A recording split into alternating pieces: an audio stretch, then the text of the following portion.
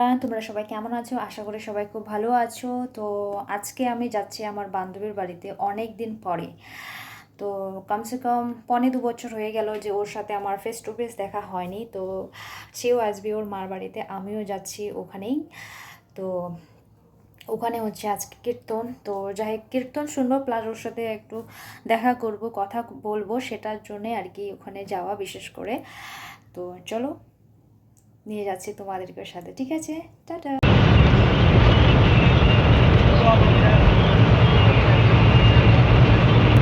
আমি বাসে উঠে পড়লাম, অনেক প্রায় কমসে কম 1.5 ঘন্টার মতো ওয়েট করতে হয়েছে বাসের জন্য। ফাইনালি আমি বাস পেয়ে নিয়ে গেলাম। তো বাসে দেখি চলো ভাগ্যিস আমি জায়গা পেয়েছি, আর আমি আজকে মালদার বাসে উঠেছি।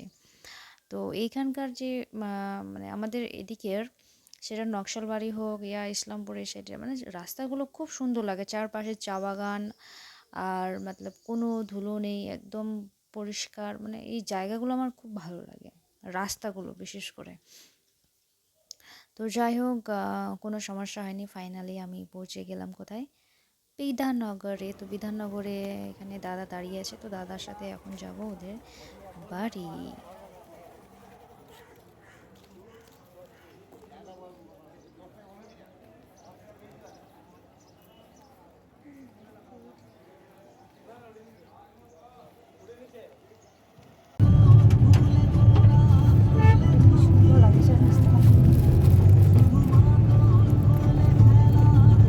তো বন্ধুরা ফাইনালি আমি পৌঁছে গেছি আমার বান্ধবীর বাবার বাড়ি। তো দেখছি পুরো বাড়ি ফাঁকা, কেউ নেই, সবাই চলে গেছে কীর্তন শুনতে।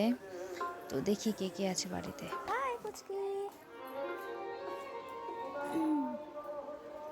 হ্যালো গাইস, তো আমি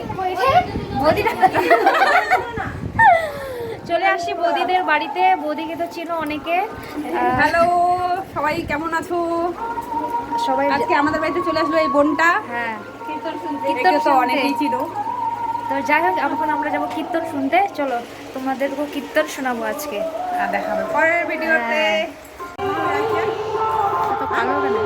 অন্ধকার।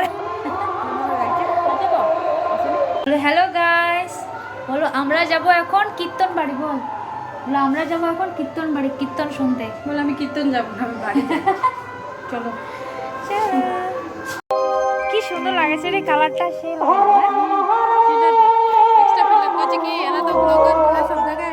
হ্যাঁ, কি আর ফিল্টার দিবে।